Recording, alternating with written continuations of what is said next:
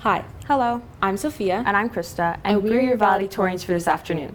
Jinx, double jinx, triple jinx, ha!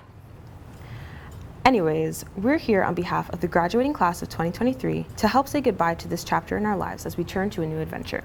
It feels very daunting. Like, I know I'm prepared, but it feels like I'm out of my depth. Well, the fact that we're all here proves that we're exactly where we should be. How hard did we all work to make sure we could stand in this very place with these very people and cross the threshold?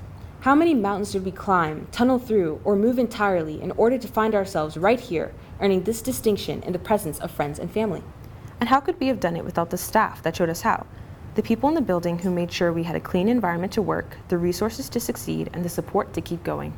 The fun thing about being at this point right now, at the very edge of this last chapter, the very top of this cliff, is that it's where we have the most potential energy. Oh please, a science joke. Not that kind of potential energy. I mean, we're full of the potential to build cities, tear down walls, bring people together, and make lasting change. We are the nurses, farmers, lawyers, mechanics, prime ministers, and teachers of the future. That's pretty cool. And all we need to do to get from here to there is to turn that potential energy kinetic.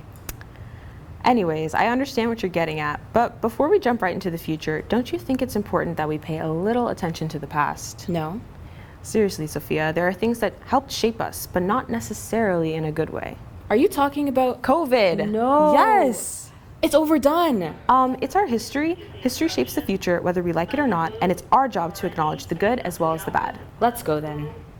It's time for a little trip down memory lane. Let's start from grade 9. We walked in following our Link crew leaders and all the cues we got from High School Musical.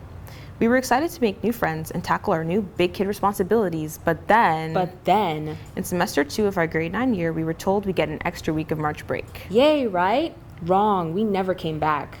When we did come back to school, it was for our 10th grade year and Banting was unrecognizable. We could only come into the building from certain entrances, we couldn't see our friends' smiles as much behind our masks, and zones prevented us from seeing everyone. It was hard to focus in class when it lasted all day, and study hall felt like an eternity. Even with all of these precautions, we had to go back online for second semester. Without sports, clubs, and time to explore personal interests, school became something to dread rather than something we look forward to. Then came our in-person-ish grade 11 year. We were still careful about safety, but wasn't it so refreshing to see our friends again? Sports and clubs weren't totally back on track, but seeing everyone and being around one another was such a relief. Now that turned into one big jumbled up year that spat us into grade 12, confused and a bit panicked. We were the oldest kids in the school all of a sudden, but we weren't too sure what to do with that. All of a sudden, we went from a new learning style every semester, Online, then 2 classes a week every other week, then online-ish, to all systems go, back to your stations, except you're seniors now, so apply. apply to schools. Or jobs. And your Unit 3 test was yesterday, by the way. Don't let your grade slip or no school will want you. And you'll have to retake grade 12. No, you'll have to go back to elementary school. They'll make you start from kindergarten. Game over. Your stats are gone. Congratulations. You're so extra. It felt realistic at the time. Well, it was tough to recalibrate and jump right into a normal year after COVID, what it did to our mental health and any other dominoes it caused to topple. Now, it feels like a blip. But then, it felt like an eternity. And we would like to acknowledge how hard that time was for both students and teachers. We'd like to acknowledge how much more work everyone had to put in so that we could get to this point together. Now, moving into the future, there are things about the past that we owe to our advancement through this stage of life.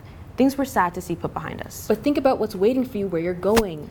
Yes, there are things we'll miss about Banting. Like our diverse clubs. And our hard-working sports teams. Miss Emerson reminding us where the door is after we wander into the library during class. Or Mr. Bushby saying, that was easy after a lesson that literally took all period.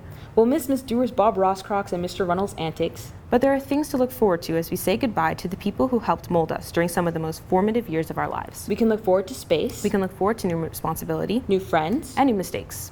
So, without taking up too much more of your time, we'd like to ask you to look around and look at the people you grew up with, the people you sat in class with these past 4 years, the people who pushed you to do better, and those who provided support when you needed a rest.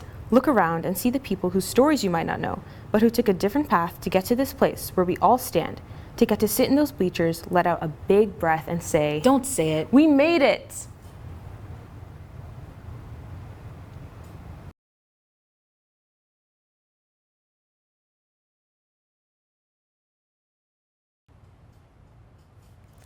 Ladies and gentlemen, distinguished faculty members, honored guests, and my fellow graduates. Today, as we stand here at the threshold of a new chapter in our lives, I would like to take a moment to reflect on the profound lessons we've learned during our time in this institution. Our education has gone far beyond textbooks and exams. It has encompassed the development of character, the pursuit of personal growth, and an understanding of the dynamics of power. I want to reflect upon a topic that has shaped the course of history, guided leaders through the ages, and left an indelible mark on the fabric of human interactions. The 48 Laws of Power. In our years here at Banting Memorial, we have acquired not only knowledge from textbooks, but also wisdom from the experiences we've shared and the lessons that we've learned. We have grown into individuals capable of navigating the complexities of the world, and as we move forward, armed with our dreams and ambitions, it is essential to embrace a nuanced understanding of power. The 48 Laws of Power, penned by Robert Greene, provide a comprehensive guide to understanding the dynamics of power. They explore the strategies, tactics, and principles that have shaped civilization and influenced the destinies of great leaders. But, dear friends, we must remember that power is a double-edged sword, one that can be wielded for both noble and ignoble purposes. Law number 1, never outshine the master. As we move forward, let us remember the importance of humility and respect.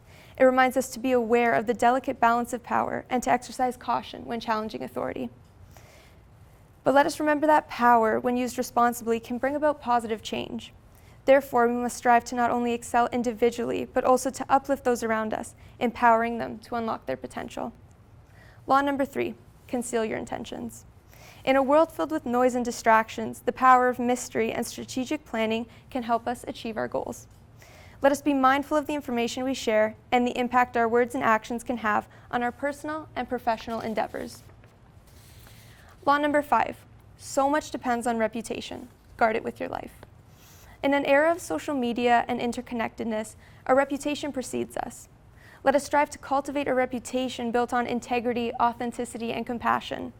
Our character will be the foundation upon which we build our future success. Law number 15, crush your enemy totally. Instead of interpreting this law as a call to destroy others, let us embrace the idea of perseverance, resilience, and determination.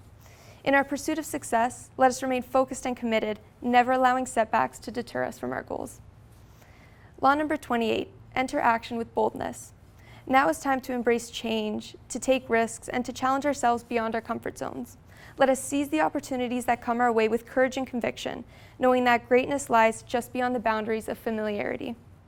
Law 32, play to people's fantasies. We live in a world of dreams and aspirations, and understanding the desires of others can help us forge meaningful connections and inspire those around us. It is by inspiring and supporting one another that we can collectively achieve greatness. Law 46, never appear too perfect. This law highlights the importance of authenticity. It reminds us that displaying humility and vulnerability can be more effective than an overbearing display of strength. We should remember that true power lies not in imposing our will upon others, but in fostering authentic connections and collaboration. Law 48, assume formlessness. Finally, let us remember the impermanence of life and the fluid nature of power. Embracing change, adapting to new circumstances, and remaining open to growth and transformation will ensure our continued success in an ever-evolving world. As we venture forth into the world, remember that true power is not derived from dominance nor control, but from the ability to positively influence the lives of others.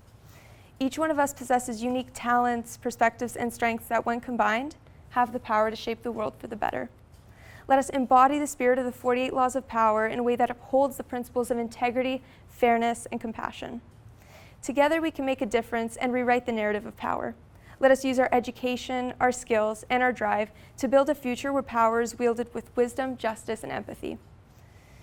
To my fellow graduates, I am humbled to have shared this incredible journey with you. Let us go forth, armed not only with the knowledge gained within these hallowed halls, but also with the understanding that true power lies in the service of others. Together, we can make a profound impact on the world, transforming it into a place of harmony, equality, and boundless opportunity for all.